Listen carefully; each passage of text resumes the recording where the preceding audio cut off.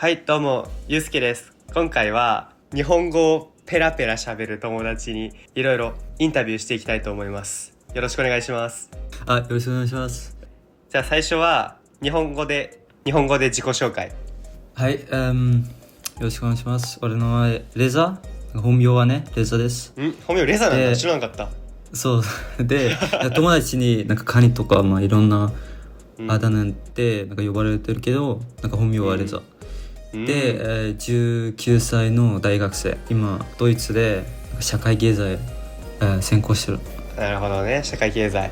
そうで、皆さん見てもらったら分かると思うんですけど、もうすごいペラペラなんですよね。いやいやマジでそうもう結構本当にびっくりするレベルの日本語を喋ってくれるんですけど、そんな彼にいろいろ質問したいと思います。なんとカニはね、日本に来たことがまだないんですよね。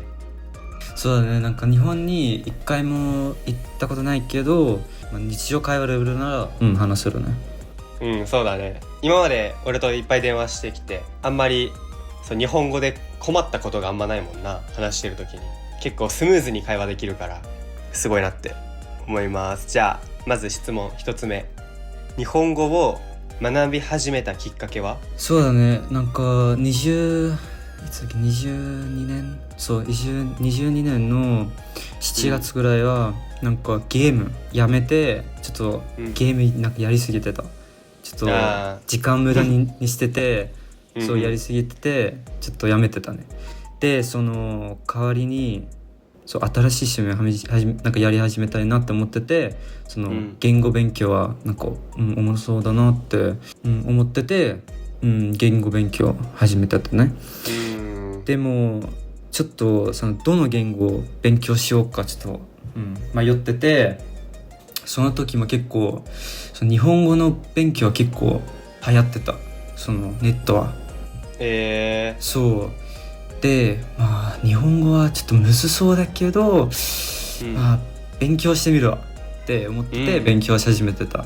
そうってことは暇しすぎて、新しい言語を勉強しようかなって思ってて日本語を勉強し始めた。すごいね、暇だから日本語を勉強するっていうのがそうちなみに何カ国語喋れる？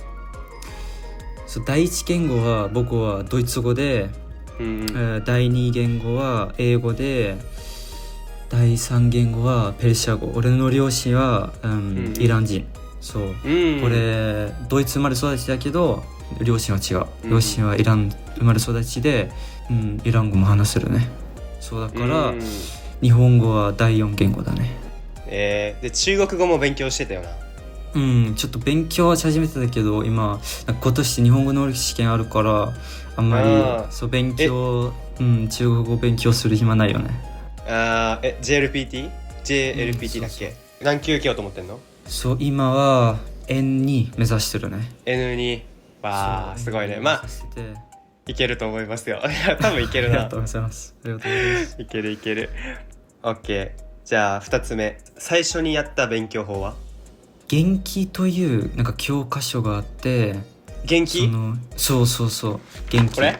そうそれこれね。最初はね、なんか教科書でなんか勉強してたけど、ちょっとつまんなくなってた。確かにね、なんか教科書で勉強するのはやっぱりちょっとつまんないなって思って、それ、諦めてたね。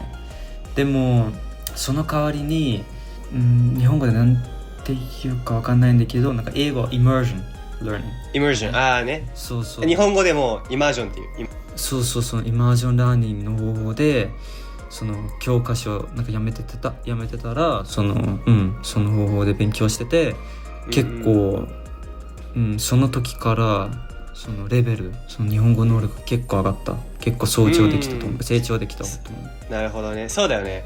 俺も最初は英語文法から始めて、もちろんさつまらないけど大事じゃん、文法の知識って。でもずっとそれだけやってても日本語は喋れないし、俺からしたら英語喋れなかったから、俺もそこからイマージョンラーニング始めて、で実際に今英語喋れるようになって、やっぱイマージョンラーニングがやっぱいいよね、一番勉強法として。そうだね。そうあとは教科書なんかほぼ敬語だからちょっとなんかタメ口、そのリアルのキャジュアルの話し方あんまり、習わないよね、確かに確かにそうだもんね。カニの日本語ってめっちゃ自然でやっぱそれってイマージョンラーニングで照れちゃってるけど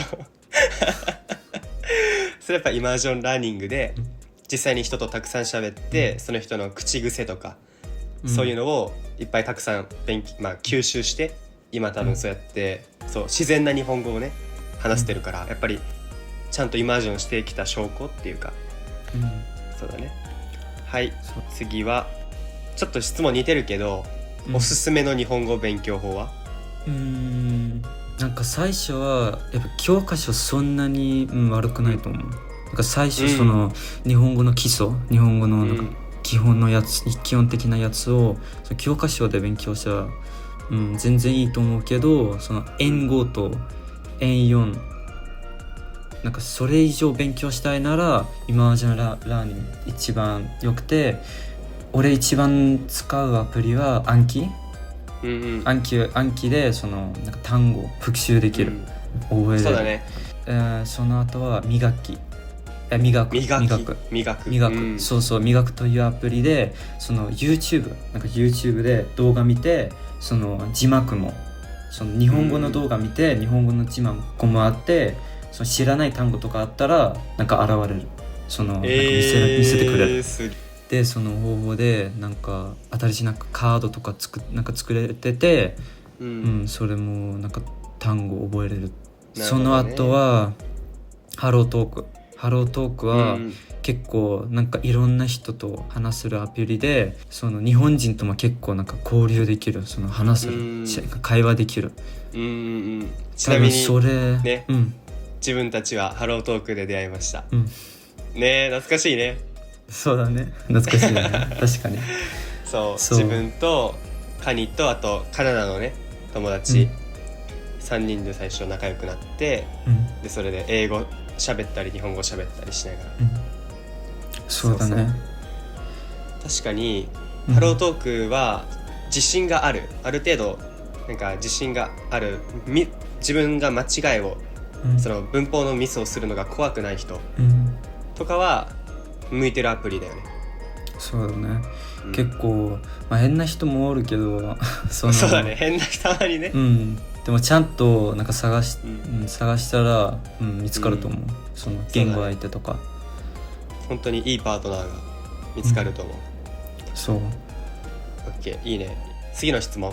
漢字、文法、発音の中で一番難しいと感じるのはどれですか？多分発音かも。発音、発音めっちゃうまいよね。なんか多分訛りはないけど、その抑揚とかイントネーションは、それはちょっと、結構なんか間違えてて、その日本人みたいに話せるようになりたいなら、ちょっと難しいと思う。そうだよね。結局、俺も英語を勉強してて、やっぱり発音とか勉強するけど、やっぱ完全にネイティブになるっていうのはやっぱ難しい。その抑揚、そのイントネーションは最初からその単語を覚えてる中に覚えてて、単語を覚えてる傍ら、そのイントネーションも勉強するならそんなにむずくないけど、それ勉強したくないなら、発音ちょっとそのネイティブみたいに話せるようになるのは難しくなる。その日本語検定とかだとやっぱり発音をそんな勉強ねしないよね。そうだけど、だからこそやっぱイマージョンラーニングとか実際に会話をたくさんすると、やっぱその人から自然な日本語が学べるから、やっぱりイマージョンラーニングとかやっぱ会話をするっていうのがいいよね。そうだね、俺もそう思う。 OK、 じゃあ次、カニがこの今のレベルまで、日本語を話せるようになるまでどのくらいかかった時間？なんか日常会話だけ話せるようになりたいなら1年間もできると思う。そう俺もその1年間で、初心的な、レベル、その日常会話レベルできてたけど、なんかそれ以上その政治的とかめっちゃ科学的とか難しい話題についてそうだね会話できるようになりたいなら3年間とかもかかると思う。カニは今3年間ぐらい勉強してる？そう今3年近く勉強してるね。なるほどね。そうだよね。俺も最近やっと英語がかなりまた上達して、で、難しい話もちょっとできるようになったけど、それでも今だいたい2年半ぐらい勉強して、でもまだまだねお互いに伸びるよね。そうだね。オッケー。じゃあ次はみんなが気になってると思う質問なんやけど、カニはさ日本にいなくて日本語をさ、話せるようになったじゃん。それってカニが天才なのか、それともみんなできるのか？俺天才ではないけど、多分そのね、なんかドイツに住んでるね俺、だから日本人あんまりいない。俺のなんか住んでる場所にもあんま日本人いなくて、その、実際に日本人となんか関わりたかったらちょっと難しくなるね。だからその代わりに自分でその日本語話す環境を作った。その結構いろんな日本人と話したり、スマホの言語の設定を、日本語にしたり、めっちゃなんか日本語の動画とか YouTube とかドラマとか見たりして、それで、話せるようになったと思うけど、一番役に立ったことは多分その友達と会話する方法で勉強することだったかも。なるほどね。俺もそうだと思う。ハロートークと、会話が一番伸びる。やっぱ会話をするまでが難しいけど、文法の知識とか単語の知識とか、でも最初はゆっくり話すけど、どんどん慣れてったら早くなるもんね、喋るのが。そうだね。俺もそう思う。なんか最初はね、日本語だけじゃないけど、その何言語も、その中国語も、スペイン語も、その最初は、その勉強し始めたばっか時は話せないじゃん、会話できないじゃん。その時も、その日本人とその会話してみてほしい。だってその会話なんか話すの練習しないとその話せるようにならないと思う。そのね、なんかよくあるのがさ、ある程度日本語を話せるようになって話したいって人が多いじゃん。でも俺はそれ間違ってると思ってて、その自信がない時にもやっぱ挑戦して日本語を話す楽しさに気づいたり、もっと上達したいってモチベーション上げたりとか、やっぱそういうの大事だよね。大事だよね。俺も勉強し始めた時から3ヶ月間くらい経ったら、そのハロートーク入れて友達作って話してた。会話もちゃんとなんか通じなくてめっちゃ困ってた。でもそれにしてもなんかノリと勢いで頑張ってて、どんどん毎日頑張ってて話してて話せるようになったっていうか、日常会話レベルで話せるようになった。なるほどね。そう、すごいな。すごい参考になる意見。そのカニに行ってなかったんだけど、その俺最近日本語の教師始めたんだよね。マジ？そう、オンラインで俺日本語教えてるんだよね。いいね。そう。それで今もう8レッスンぐらい終わってて、もう実際にいろんな人が予約してくれてるんだけど、日本語を、オンラインで教えてて、それについてどう思う？なんかめっちゃいいと思う。多分そのハロートークの方法でもなんか話せるようになれるけど、その教師とかなんか先生とか行った方がマシと思う。だって、そのハロートークの人はその一般人だね。その、なんか教師じゃないよね。だからそうだね、リアルな日本語だけどやっぱり、その教えてくれるわけじゃないもんね、丁寧に。そうだね。だからちゃんとその話せるようになりたいなら、教師とかなんかそういうオンラインの教師とか予約した方がいいと思う。そうだね。あとやっぱり自分とかカニはさ、その話すのがあんまり怖くなかったじゃん。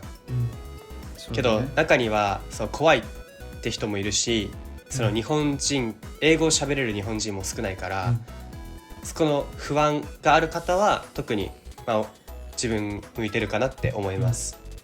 ありがとう。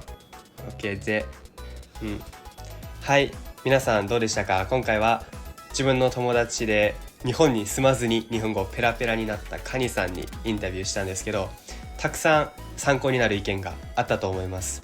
もし何かカニさんに質問があればコメントしてみたりとかしてほしいなと思います。チャンネル登録と高評価の方よろしくお願いします。カニありがとうね。じゃあね。 OK、 ありがとう。バイバイ。バイ。